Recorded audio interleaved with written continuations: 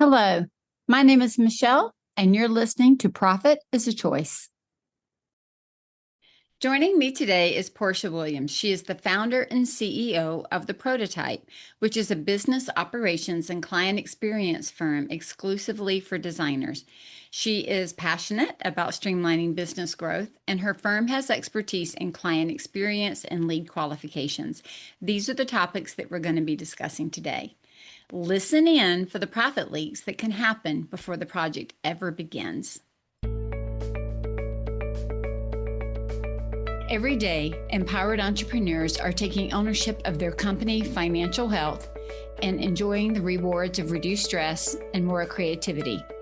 With my background as a financial software developer, owner of multiple businesses in the interior design industry, educator, and speaker, I coach women in the interior design industry to increase their profits, regain ownership of their bottom line, and to have fun again in their business. Welcome to Profit is a Choice.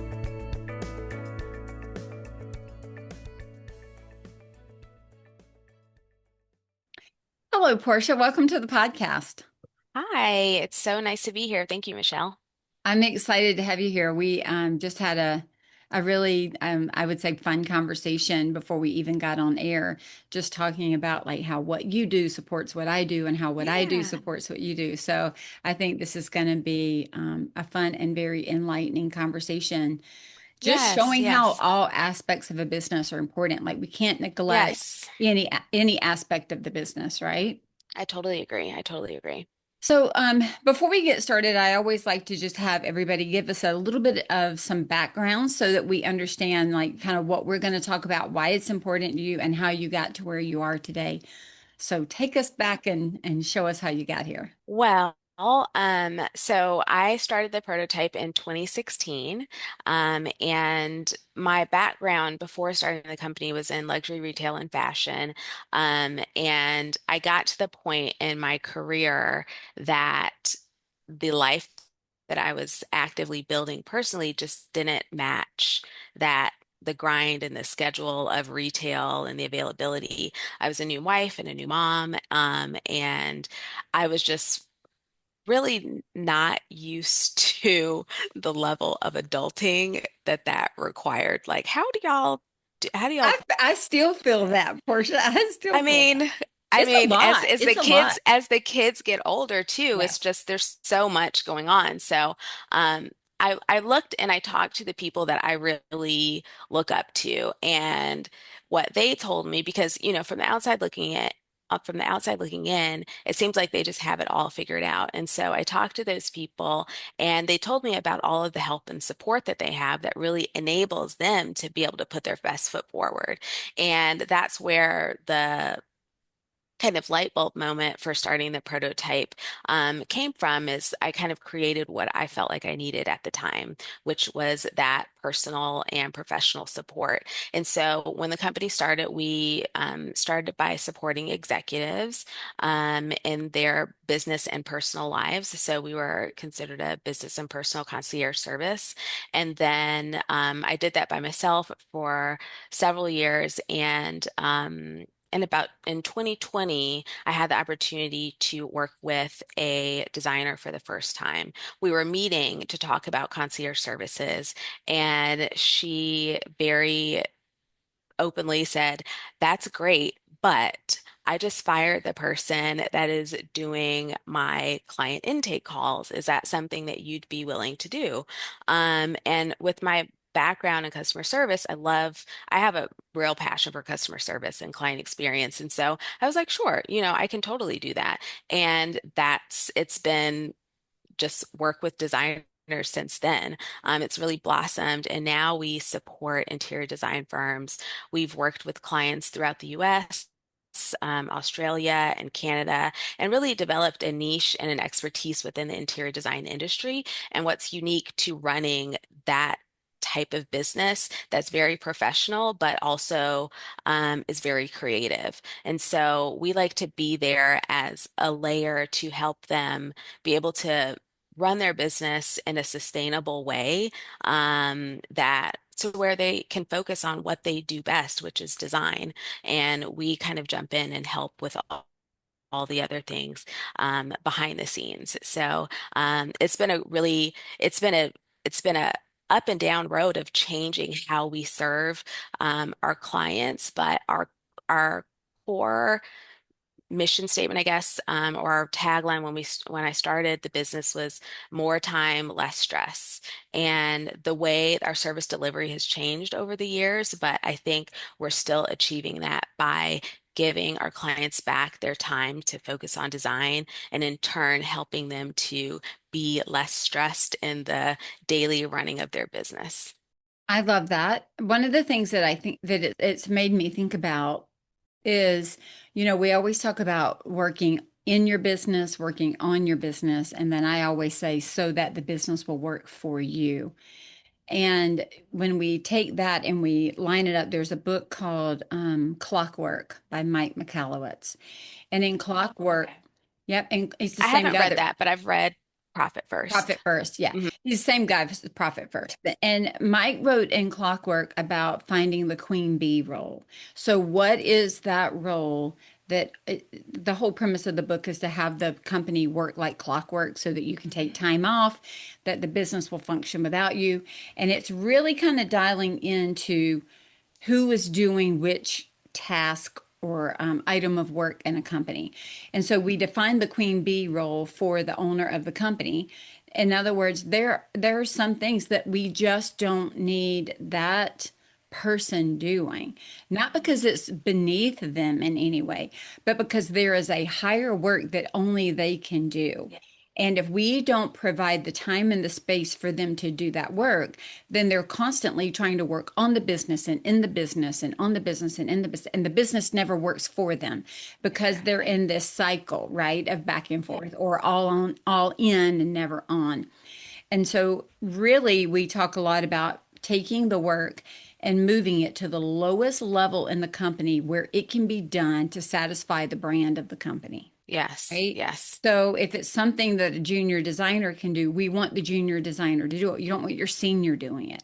If it's something that only the senior can do, we need to do it there. So, but we move it down to the lowest level where it can be done in a way that aligns with the brand and the client experience and all of the things that we need it to be done.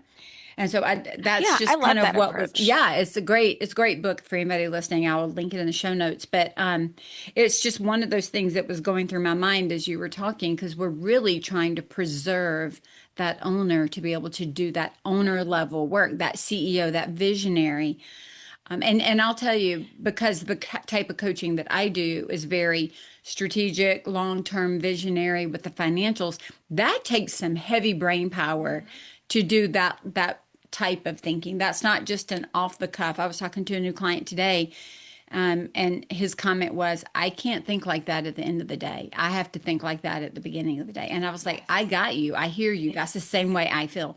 But if they got to run in and have a client, discovery call first thing in the morning, it changes the way that you're thinking that day. Exactly. I like sometimes at the end of the day, I just say that my brain is tired because I've been doing so much of that heavy lifting. And I think that's something that, even I struggle with too, is the difference in the line between that founder work and the operator work, right? Yes. Like the things Yes, that only I can do, the strategic partnerships, some of the thought leadership, some of the consulting, exactly. nurturing and building those relationships and the business development piece. Hmm. And then there's all the other things that are equally important That's right. that have to get done consistently. And so it's really an exercise in trust for the systems that I've built and trust in my incredible team. And but it's challenging. And as a creative person myself, I like to be in the ideation phase and be kind of in the details. And sometimes that doesn't serve me because I need to be thinking about things at a higher level to Higher level. to to continue to lead the company in the way that I feel is best for us to go. So Yeah. I love that. I will definitely read that read Yeah, I that think book. it'd I be mean, really fun. Profit First was a great book, and so I'll definitely check out Clockwork too. Yeah, I like it. It talks about as the founder also being able to give yourself like a month off, 3 weeks off, 2 weeks off. I followed the process behind it and took a month off last year. So this year Oh, congratulations. this year I'm taking a week off for 3 months, where last year I took the whole month off. So That's amazing. yeah, I did that shifting in some things around. 2024. I did that in 2024. I had some personal medical things happening and just kind of got a little bit burnt out. And the work it took for me to get to that place to take 2 months off, it was so scary, but so much so needed. So Um, and it just really forced me to make sure that things were documented. right, It forced me to trust the process. right. And Which is exactly why I thought about that book, right? Because you made the comment. Honestly, I think when we're having kind of a profitability discussion in addition to this, it is profitable to be able to build a process that you can trust and to find the people that you can trust, because that delegation, and I call it delegate, don't dump. Like that's the difference, right? yeah, Sometimes we think of it as delegation, but it's really we're dumping it, which means we're handing it off to somebody who's not ready for it and doesn't have the underlying process to support it. So yeah, if we can delegate, meaning we hand it off to a trustworthy person who has been trained on the system that is just trustworthy system, that's a whole different thing for a handoff than to just hand it to a breathing person that walks into your office. And I yeah, think we mix those two up, and then the fear says, I'm the only one who can do this. I can't hand it to them. And I was having a conversation with my sister the other day, and we were talking. We have grown children now, and there's some in their 30s, and we were talking about the fact they may not do things just the way we did it or just the way we taught them to do it, but they're getting it done. And so at some point, done is better than perfect, or done is better than not done. That's the way I feel even. I mean, I've got amazing house cleaners, but I remember when we were first looking at getting a house cleaner years ago, that was one of my first hires, not even in the business, but to support the home so that I could work in the business. And my husband was like, but what if they don't clean as well? And I said, but you need to understand, I'm not even cleaning right now. Like, I can't get to it. So compare what they're doing to it not getting done. Don't compare it to Michelle doing it, because that's not happening. And exactly. and I think that's the beautiful thing about what the prototype also offers is a couple of things, and then we'll dig in. But one is a trustworthy process because you've built the process, and I'm sure that when you initially meet the clients and consult with them, that process can be manipulated a little bit to fit into their streams and how they work and their workflows and operational flows. Then there's trustworthy people who are actually executing on a trustworthy process, right? So you've got that going on. And all of that is what's giving that trust that I can take the information that is gathered here, let other people gather this information so that then I can make a higher level decision at a different place. And it's understanding that this it's all done with a structure around it. So, I'm going to call it a collaborative structure to some degree, because there is certainly input, I'm sure, but that's what's going to allow them to actually relax into the next level of work that they need to do. Did Yeah, I? no, I totally agree. I mean, from the delegation standpoint, there is a way to delegate and a way not to delegate. Yes, And I think that's where a lot of people reach that point of friction and frustration is it's been living in your head all of this time and you think it's easy to do. And so you just say, look, do this without setting them up for success, without that's making right. sure that you are anticipating what their questions will be through the process and that they have a reference that they can go back to outside of you for what the next step may be or how this should function and what the end result should be. That's right. And I think something else that gets missed is the why. Like, why do I want you to do this? Why is this important? How does this How does it task connect in? impact Yeah. the bottom line? How does this impact us as a full company and our client experience? So, I totally agree with what you were saying, and I think you did characterize kind of what we do and how we support our clients really well because providing a seasoned support, a seasoned layer of support that is able to step in. And we really operate as a member of that design firm's internal team. So like when we do a discovery call for a client, the prospective client that's reaching out has no idea that we're an outsourced service, because we're communicating through a an email address that's specific to their domain. We're calling or returning calls from a local phone number. So they really don't know that I'm not sitting next to Michelle Williams, the designer of this Right. firm, when they're talking to a member of my team. So, and we develop that level of comfort in being able to speak for the company and their brand voice through our structured onboarding process. Exactly. Okay, so I know that through the prototype, you have really focused on. Well, let me ask this first. What do you think is harder for the designers to hand off to you? That discovery call or the internal process? Because my guess is going to be that discovery call. Yes, I would say a discovery call. And the reason that it's hard for them to hand that off is because the designer, and this is the reason why designers shouldn't be doing their own discovery calls, is because that's your baby, right? You talk to that person, you are trying to sell the whole baby. You're trying to sell your whole self, all of your talent, all of your experience. You're trying to sign, get the contract on the discovery call. And as non-designers, we can't go in the weeds with people. A lot of people that are doing discovery calls are looky-loos, or they're trying to get some of that free advice.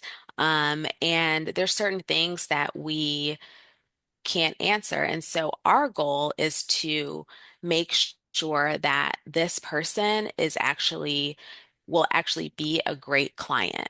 And it'll be a great project. And so our goal is to sell the consultation and to get you in front of the right people. It's a Not different sell. it's a It's a totally different different sell. sell. It is a totally different sell. And so we're trying to vet and qualify them, not make sure that Not they sign the necessarily get to contract at the yes. end of yes, Yeah. exactly. Yeah. Because saying yes to projects that aren't aligned is just not a good idea. It's not sustainable. It's expensive mentally, emotionally, Hmm. physically, those projects that are out of alignment. And that's where your profit starts to leak. You're Yes, for working, you're sure. spending, you're wasting time on leads because you don't have a qualification process. You're wasting time on leads that aren't never going to come to fruition for a full service project at the end. Or you say yes to clients that are misaligned because you don't have that qualification. And then you're dealing with scope creep and mismanaged communication, and you miss the red flags that are going to Right. inevitably come up throughout the project, which tends to be um, a long timeline on a project. And so you are, it doesn't feel like you are losing money at the beginning, because usually designers are measuring their profit at the end after all is said and done. But those leaks are constantly happening Hmm. throughout a misaligned project. And so it really does impact your bottom line when you don't have that initial process and pipeline like dialed in. Couple of thoughts with that. First, I totally agree with that. What's interesting to me is when you're looking at the qualifications, and we talked about you're selling something different, right? You're actually trying to, in some ways, make them prove themselves that they are the right people to for us to even spend our time with. I've also found that some of the designers that I work with, when they've moved up in the world, right, in their area, having that layer of separation to have somebody else talk to them before they get to the designer, it does a couple of things. Number one, it elevates status, right? So then you start to look at them as something that is you have to attain to be able to work with them. Now I know some people can push back on that and go, well, that just means that I'm not available. No, what it means is you're available to the right people and not available to the wrong people. Exactly. This And that you have support. and that you have support, right? It looks like you're not by yourself.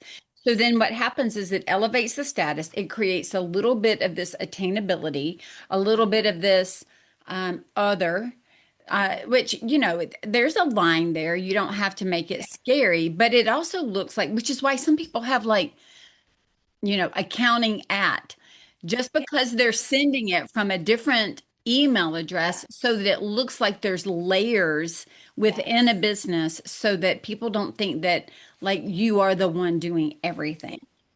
I also find what happens is sometimes to your point too, we're so busy.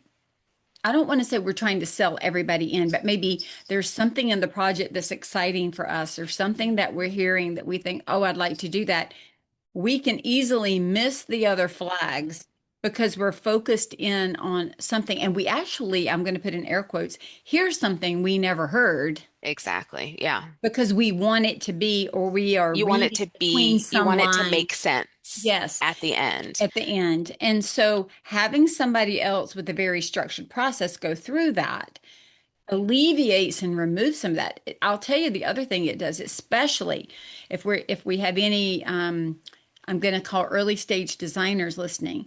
And when you're early stage, we tend to work with our friends, we tend to work with our neighbors, we tend to work with that kind of first layer out of our friend group.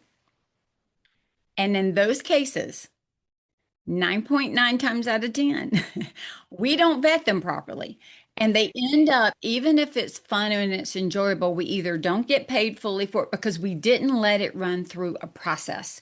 And we don't know where to draw lines.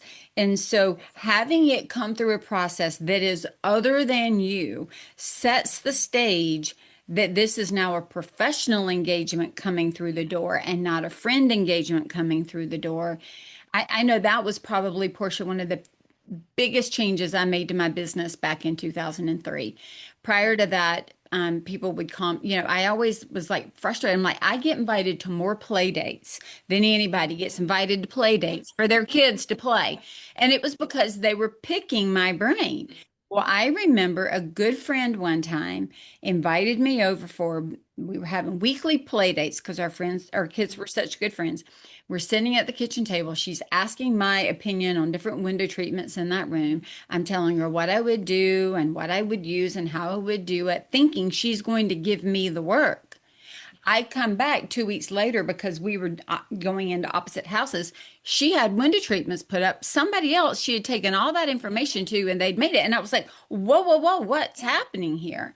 And so after that, when people would ask me, I would say, you know what?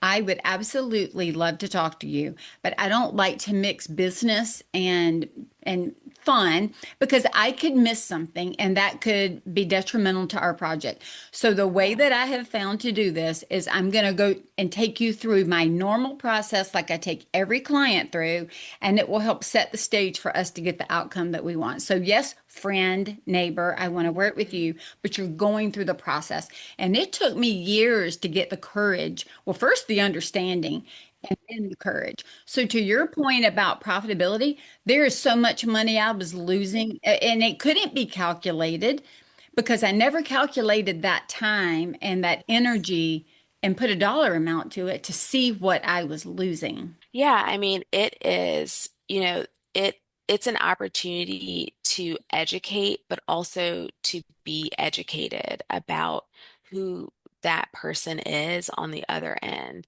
And something that we like to do, and this can be when a project isn't a good fit, we like to say no. And we don't have any problem doing this because we're not designers, right? We say no with options. I think people appreciate not being just kind of left in the lurch, right? So That's you're right. excited to work with the designer and you call up the designer and it turns out that they're actually not a good fit.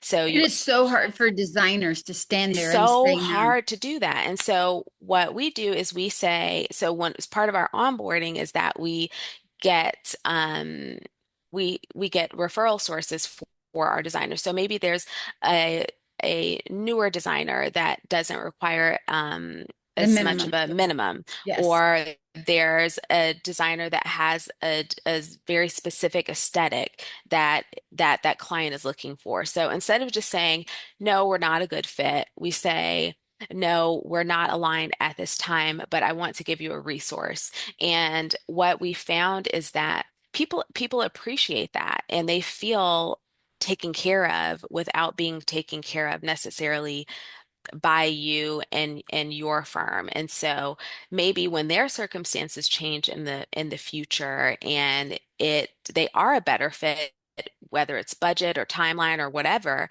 they're more likely to come back Back. because the person that they interacted with or that firm was kind enough to point them in the right direction, even though the direction wasn't to work directly with them. Yeah, because it's kept respectful. I used to always say, and this is where I think your team also helps with.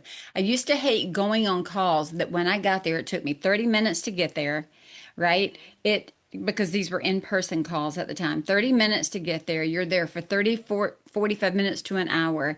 You quickly are assessing this is not your client.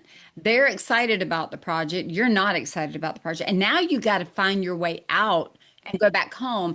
And 2 hours later, even if they paid you for it, you almost felt gross that you had to go through that whole process. And I would always say it is so much easier to have those conversations up front to figure out if we're a fit before we ever move forward because it's less embarrassing. You don't feel like you feel like less awkward. You feel like you were respected, and so I love that. I'm curious, Portia, when you start working with a new designer and you do that initial collaboration, like tell me where your resources are and who you do. When you're looking at that pipeline, talking about that is a missed opportunity. What are some of the patterns that you see most consistently that maybe either the designers are doing that are not profitable or that are leaking? What do you see? Few of the things that we see first is there's no follow-up cadence, right? So a lead comes in,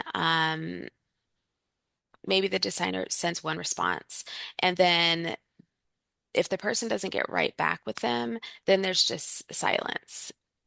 They They just don't chase it back they down. don't chase it back down, and they think, and then when they're like triggered, like, oh, I should probably follow up with that person, then they think too much time has passed, like they're probably already hired somebody else.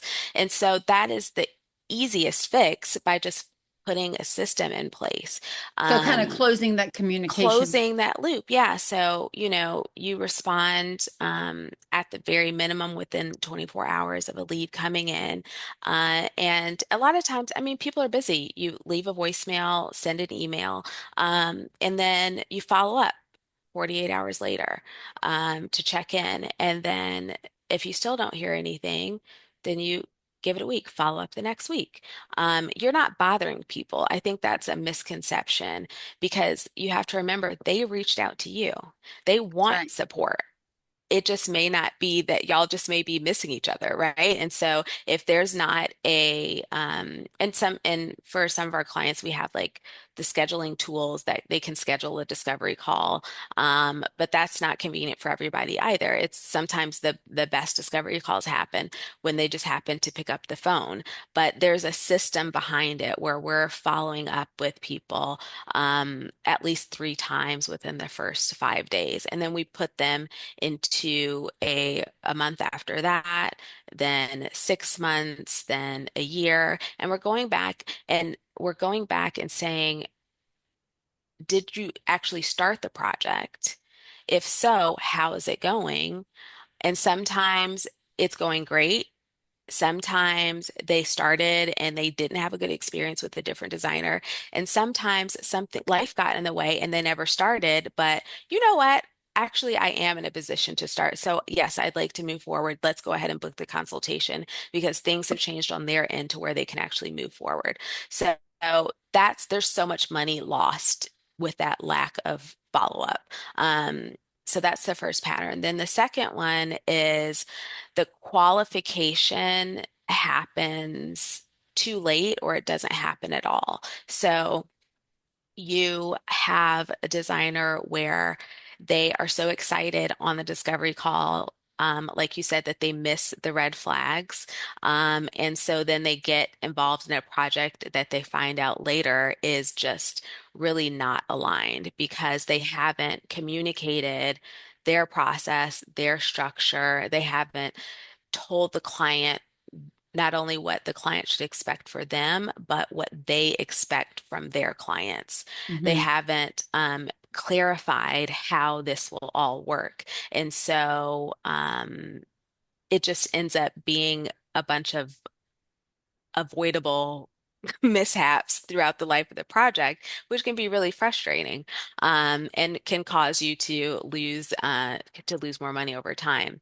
And then I think the third pattern is just inconsistent communication between the inquiry first coming in and the contract. So they are excited, they get the discovery call, they book the consultation, and then it's crickets.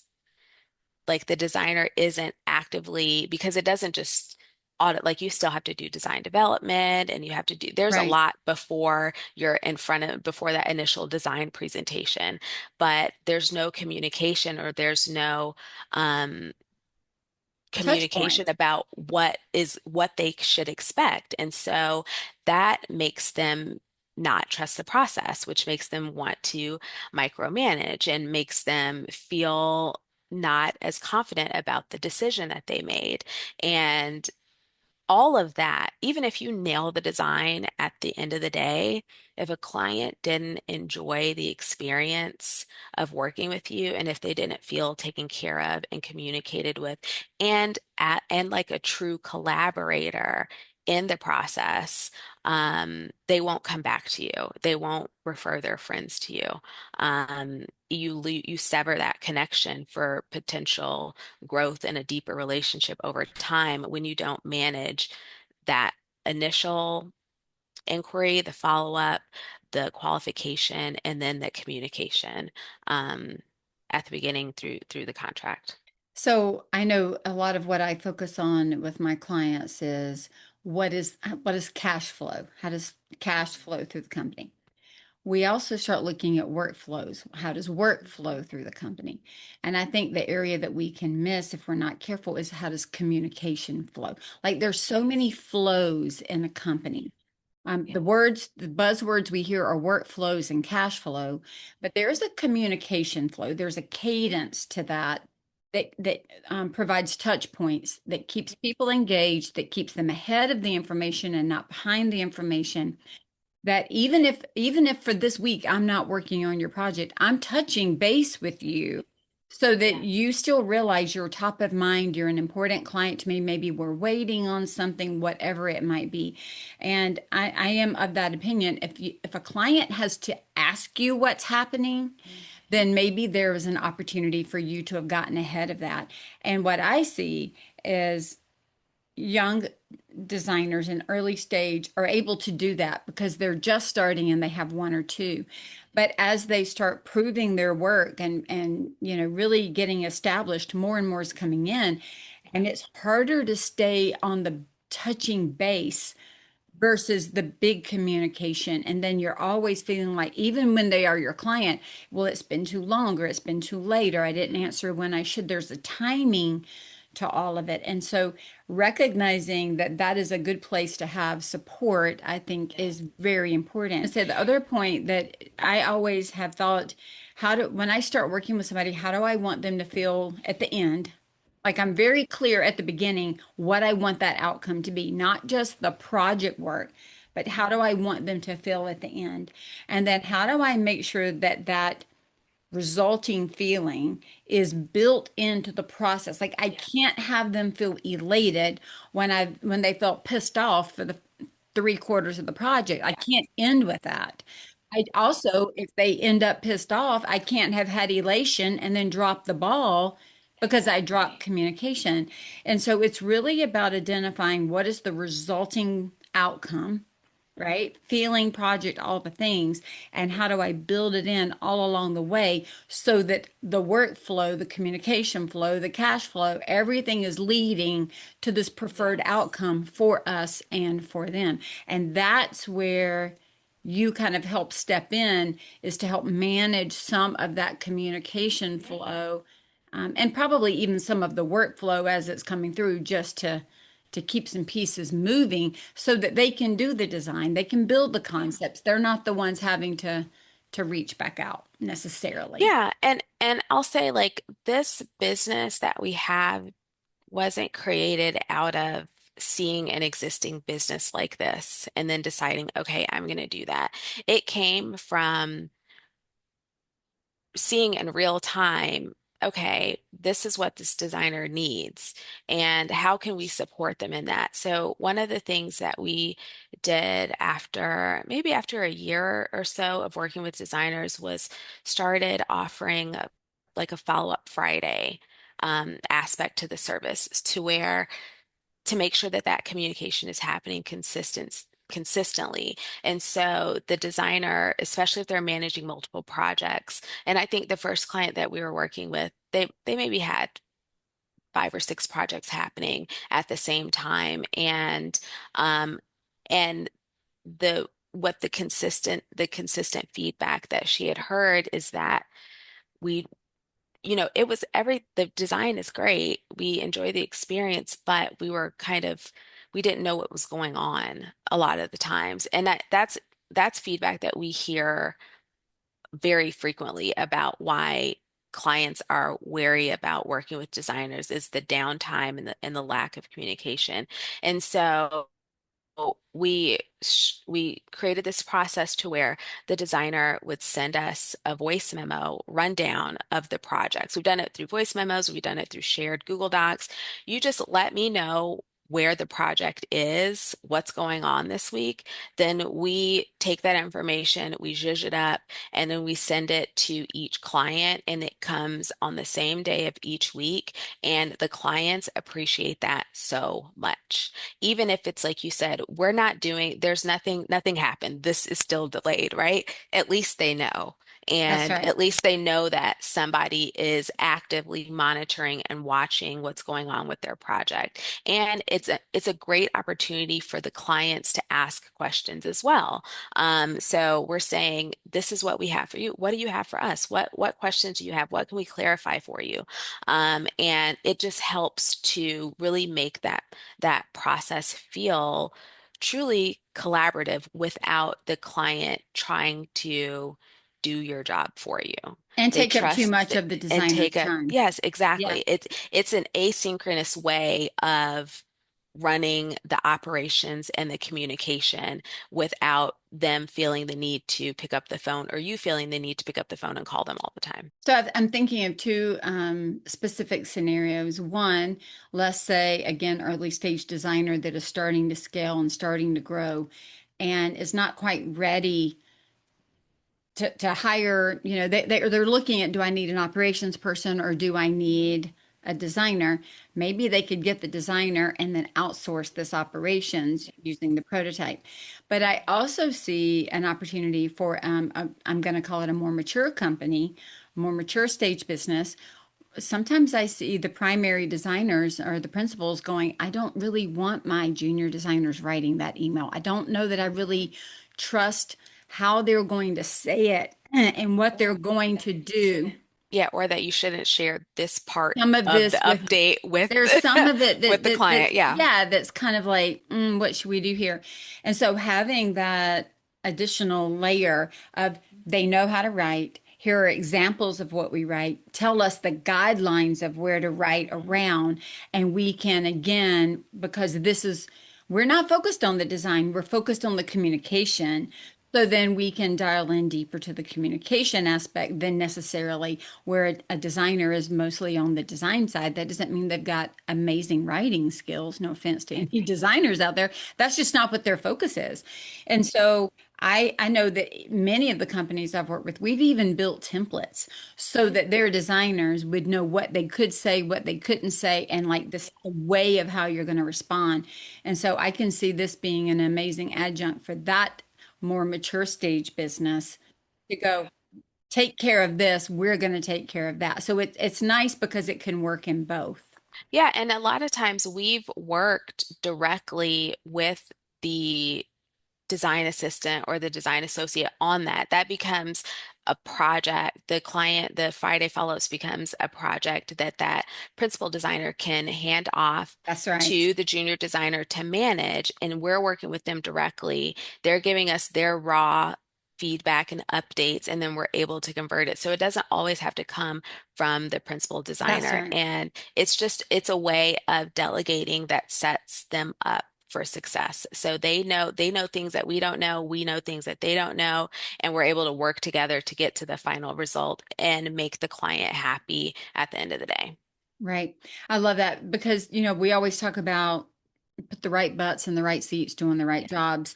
And sometimes the challenge becomes asking somebody to write or communicate, and that's not what their focus is.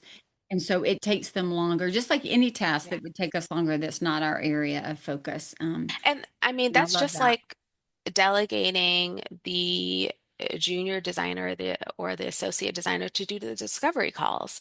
That is that you're selling a That's the different thing. sales versus, That's a sales role, right? that's right. Not a design role. So, the right butt is not in the right seat necessarily Doing in the that right thing. scenario. Yeah. Yeah. Not doing the right thing. Yeah. So, it's important to let to really bring in subject matter experts into your business to help it run more efficiently because because you don't want to spend the time and invest the money training a junior designer how to do your discovery call process.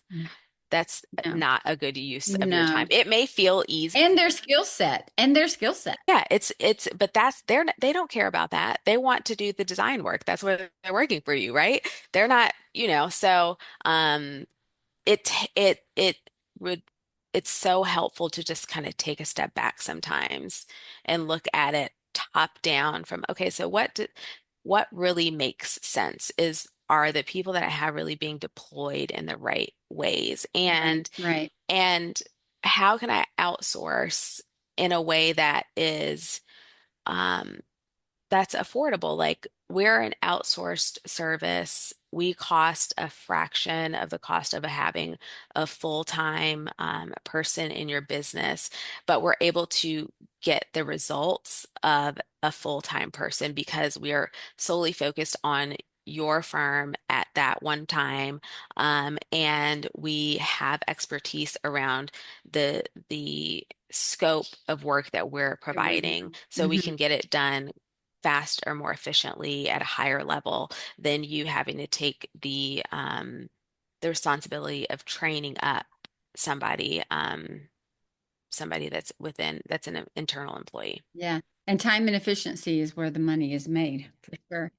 So, Portia, let me ask you this as we wrap up. If a designer is listening right now and they're thinking, okay, I just want to go back and look at my business. I just want to go back and do one thing, like maybe make one shift, one change, one aha. Where do you think they should focus and what should they do? I would say start with I think the most common pattern is the follow-up sequence. Unless you have somebody doing that, that will make the biggest difference. So then you don't necessarily have to have more and more and more leads. It's about working the leads you have. Exactly, And exactly. It's not sometimes a lead problem. It's a that's right. conversion problem. It's a It's a conversion problem. qualification and conversion problem. So having 20 leads come in and only converting three is not where you want to be. I would rather have 10 leads come in and convert seven because we're truly aligned, and we have a dialed in qualification process than be managing that many people, which is again a time suck. That's right. You're spread too thin. So you want to think of quality over Want.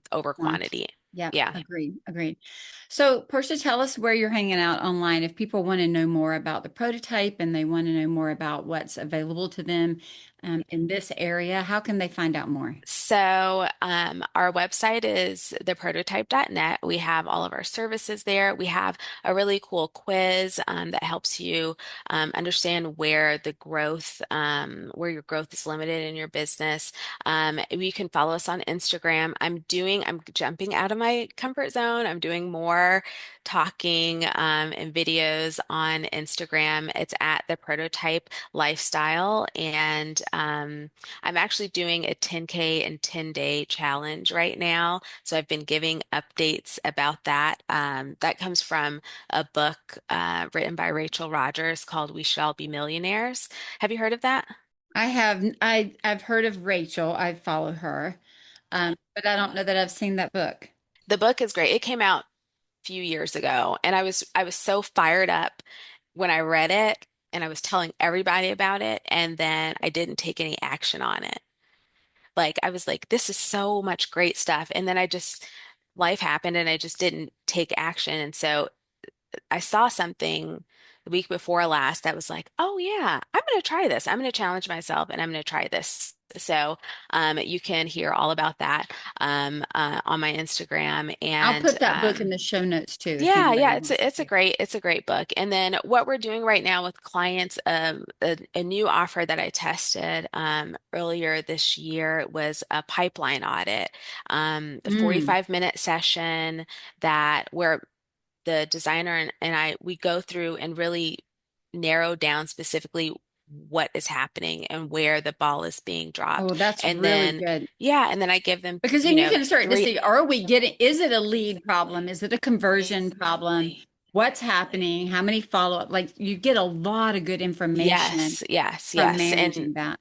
it's been really, really great. Like, and I leave them with three actionable steps to take right away. And it's been super helpful and it's why I love what I do. I love that feeling of like relief that clients have after we have a conversation and their perspective has shifted around the challenge that they're navigating right now. And so, yeah, we would love to work with designers. We have an incredible team, and we'd love to interact and hear your stories and hear what you're doing and what you're struggling with and how you want to be supported as a designer. So at the Well, Prototype Lifestyle on awesome. Instagram. Well, thank you so much for being on today and for sharing. I really enjoyed our, I knew I would, and I really enjoyed the conversation. Thank you so much. Thank you. I really, really appreciate it. And I say to your audience and listeners, the designers out there, it always feels impossible until it's done. Yeah, doesn't it? You know, I'll say one thing. I always end with choose to be profitable. Like profit doesn't happen by accident. And one of the things that when I built this um, podcast, when I was going through my own why, I wrote a whole business plan just for the podcast.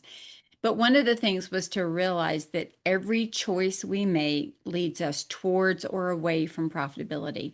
So when we step back and we look at the fact that maybe we couldn't financially track some of that, like we talked about, the choices either moved us towards it or away from it.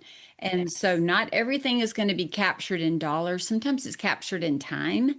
And if we can go back and look where time was spent with no direct outcome from it, that's going to give us an idea of maybe decisions and choices that we're making that are not leading us towards profitability. Yes, yes. And doing this work and making those intentional choices gives you the time to be able to really evaluate That's what is right. happening, That's right? right. Otherwise, you have Like no space to once you evaluate. Right. yes, There's no exactly. on and for. You got to get stuff off of your plate and out of your head to give you the time to be able to take a step back and really And look. say, look at what is working, what is not working, Mhm. and what you had an episode I saw the other day about what do you need to pay attention to right now in your Mhm. business. Right. What's next? Yeah, what's next? Like, what is the next thing? And you have to have time to be able to do that. So, we hope to give our designers time to be able to not only focus on design, but be able to stay in a space of being strategic in how they approach their business as leaders. Well, I love that. Well, thank you again for your time today and Thank for all that you. you offered. And I wish you well. Thank you so much, Michelle. You're welcome. Bye-bye. Portia, thank you so much for joining us today. It's great to remember that profit happens with each decision we make. If you're in need of assistance and you're listening to this podcast with your intake calls and client experience and communication, please go check out the prototype. What I enjoyed about this conversation today is how it fits so beautifully into the work we do here at Scarlet Thread Consulting. We help business owners build a strategy for their business vision and then consider the financial impact of that strategy that they're building. And as part of that, we're always talking to the owners about what can we take off of their plate so that they can do those more visionary, founder-specific tasks. And so having resources to be able to implement these tasks is really helpful. And, if you're in need of an overall strategy and an overall financial plan to move your business forward, check out our offerings at scarletthreadconsulting.com. Choose, even before the project begins, to be profitable, because profit doesn't happen by accident. Every day, empowered entrepreneurs are taking ownership of their company financial health and enjoying the rewards of reduced stress and more creativity. With my background as a financial software developer, owner of multiple businesses in the interior design industry, educator, and speaker, I coach women in the interior design industry to increase their profits, regain ownership of their bottom line, and to have fun again in their business. Welcome to Profit is a Choice.